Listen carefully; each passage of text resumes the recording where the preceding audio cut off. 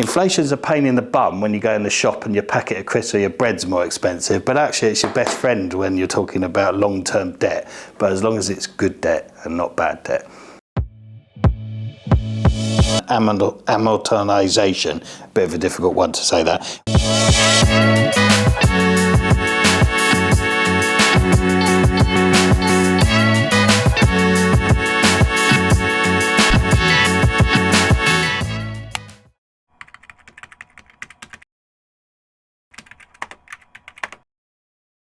Afternoon campers, today we are going to be talking about good and bad debt and how to get out of debt, or my tips of how to get out of debt. Now, we're back at the famous whiteboard here. I know my handwriting's not the best, but you're gonna have to just put up with that because I'm doing this real freestyle and we're just going for it, okay? So, good and bad debt. Now, I first learned about good and bad debt when I was quite young and reading books and things like that and discovering what the difference is. So there's a thing called assets and liabilities. There's a book called Rich Dad, Poor Dad. If you have a read of that, there'll be a link in the description below. That book really taught me a lot about assets and liabilities and good debt and bad debt. So you've got good debt here. So we have the good and then we have the bad. So basically, what is good debt and bad debt? So a lot of people will go out and they'll get a credit card and they will go to the supermarket and they'll buy a new TV, or they'll buy a car, or they'll buy some sort of home improvements or something like that. We're not talking extensions here, we're talking like a new 3-piece suite or something like that. And they'll get it on credit or they'll put it on a credit card. Now that asset that you've just purchased, that thing is just going to go down in value, and your credit card bill, the interest on it is going to go up in value. So, you know, things like buying a sofa, you know, buying a TV, something like that, or, you know, upgrading your kitchen. They're all bad debts if you put them on a credit card like that, because they are all depreciating assets, things that don't bring you any money, they just cost money. So they're effectively bad debt because you've put all of this here onto a credit card, and this credit card is costing you interest every single month. So it's costing you more. So let's say these items cost you £1,000 altogether. I know a kitchen's going to cost more than £1,000, but let's say it costs you £1,000 and your interest rate is 10% a year. So every single year your bill is going up by £100 at 10%, okay? So what's going to happen is that these items are going down in value, but your credit card bill is going up in value. If you're only making the minimum payment, say the minimum payments are £12, you're only going to be paying off 2% of your balance every single month.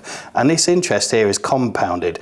So in the following month, it's 10% of 1,100 or following year. So that is bad debt. Examples of some good debt will be debt that actually brings you in money or holds its value at least. So buy-to-let property would be one. You're going to have to get a great big mortgage out for buy-to-let property. So let's say you got a mortgage out, it's £150,000.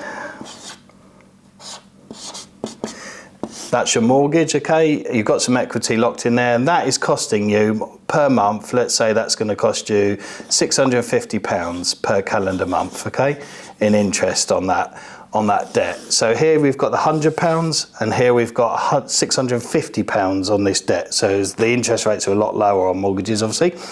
And then what happens is that the tenant is going to come along and they're going to pay you, say, £1,200 rent. Now, once you've taken a few costs and expenses, say £150 worth of costs and expenses and the rest of it, we'll do a proper breakdown on another video of these things. It's just quick fire at the moment. So basically, you're in for about £800. So you take your £800 worth of expenses, so that's your £150 plus your £650, and you're left with now £400. I don't know why we're going even sideways, but we're like leaking into here for some reason. I told you my handwriting wasn't very good, and obviously neither is my level. But yeah, so basically we go here, it's down to £400, and now you're making £400 rather than it costing you £100. So there's a massive difference between good debt and bad debt. in this situation. So really you want to avoid bad debt at all possibilities, because it is just going to kill your cash flow, it's going to kill your credit rating, it's not going to allow you to go on to do things. And here, instead of spending £100 a month, you're now making £400 a month. Obviously you've got to pay tax on that, but you're making £400 a month now. So this debt here is serviced by the tenant essentially, and there's £650 a month is serviced by the £1,200 they're paying, and this debt here is generating you £400. So good debt, bad debt. So that's what we mean when we talk about good debt and bad debt. And the mega thing is about this, which again we're going to another video, this £150,000 mortgage, that might be, say that's over 25 years, for example, for that 150k there. That 150k will go down in value.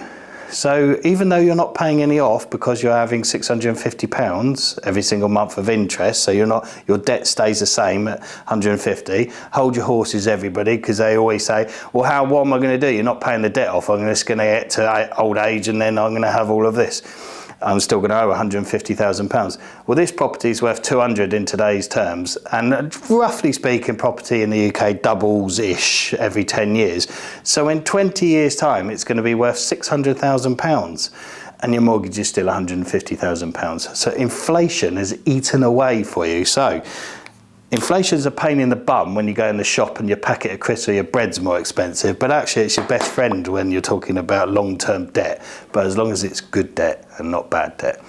So if buy-to-let's not your kettle of fish, because obviously I do understand you're going to have to put £150,000, you're going to have to put like 50k deposit in there or something like that in order to get this good debt. But another really good debt thing for anybody at all, if you're looking at upskilling yourself or taking on some debt that is actually going to give you some money back or a skill set back, is actually investing in yourself. So going on training courses, reading books, learning things, the rest of it, upskilling yourself. There is nothing better than actually adding to your repertoire of skill sets. So you could take a credit card bill, a credit card loan out if you like, or some loan from the bank or something, so you've got your good debt, and go and invest in a training course, how to do buy-to-let property, how to upskill yourself, be a school teacher or whatever, how to do copywriting or build websites or start a side hustle, something like that. So these things are all going to allow you to have the theoretical good debt. And as long as you complete those training courses, do those side hustles or whatever, that is going to be good debt, because it's an investment in yourself. It's not something that's going to go away and depreciate like your bad debt does. So that's the difference between good and bad debt. Then what we'll do is we will just swiftly move on to how those that unfortunate of us have got into some bad debt, how I think you can get out of debt. This is a really typical scenario of most people that are in debt.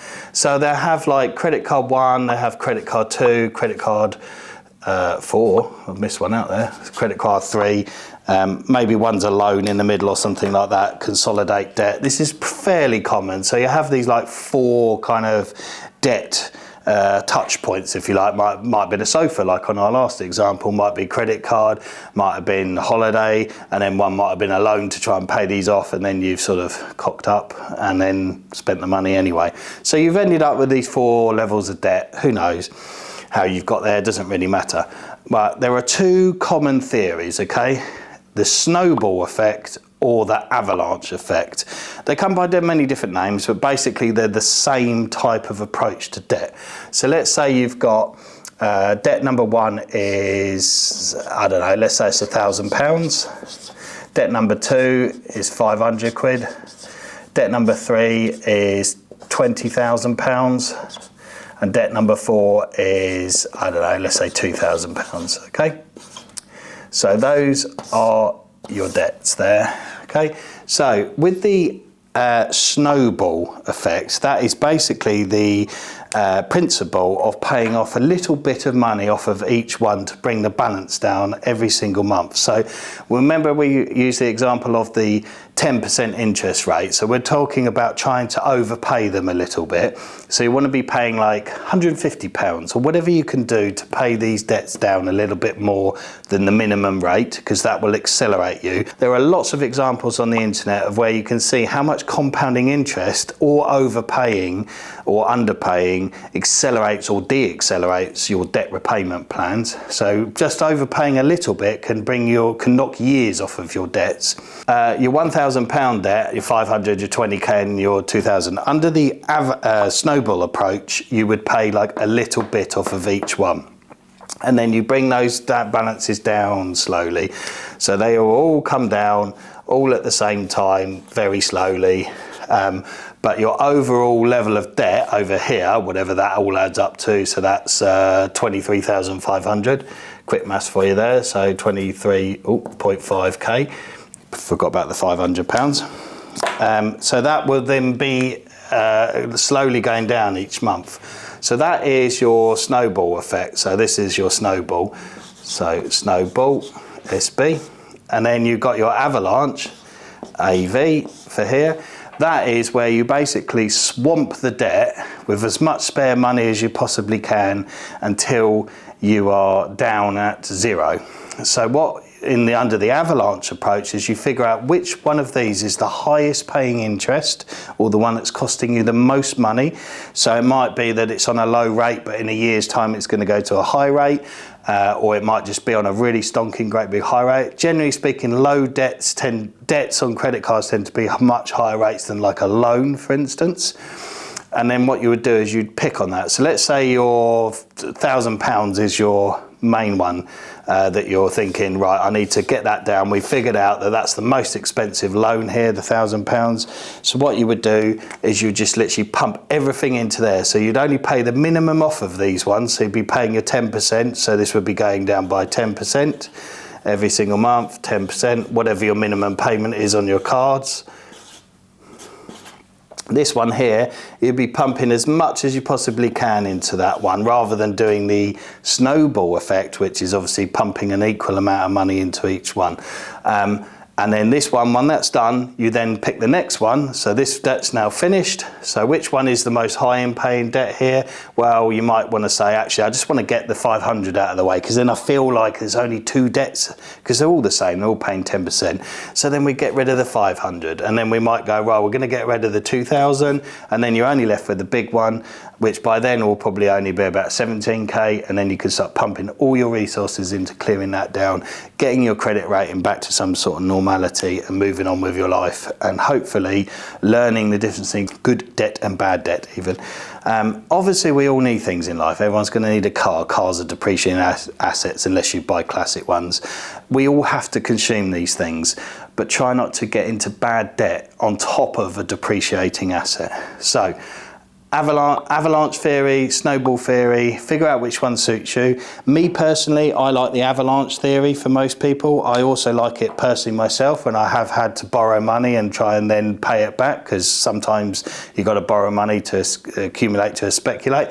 And I think that this is a better way. It also generally, in my opinion, pays off the interest, so it actually costs you less because you're picking on the highest interest one. But sometimes people just prefer that overall balance coming down every month, as opposed to like, oh, they're not really changing and it's getting a bit depressing, but this one's going down massively. Some people like it the other way. Whatever system works for you personally, I prefer the avalanche, but there is no right or wrong. So those are good ways of getting out of debt in the first place. Hopefully you can avoid getting into debt in the first place, but then if you do get into it, then you can take this attitude and try and pick on those things to get them down, so that you can, as I say, get back to sort of normality, free up your cash, do your side hustles, whatever it is you want to do.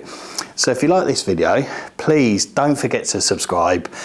Comment below. Maybe you need some further guidance or help with this. Maybe you're a bit unclear about some of the things. If you want to come in on the podcast with your goals, whether you're a business owner or an employee or whatever, and then we can try and work through those. So as I say, please do subscribe and comment below. It does help the algorithm, the almighty YouTube algorithm.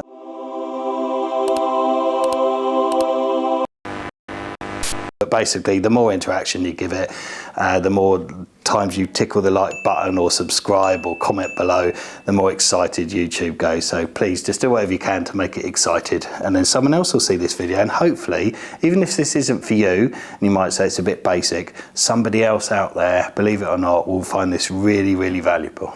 So do them a favor, subscribe, get that algorithm to pump this video out there.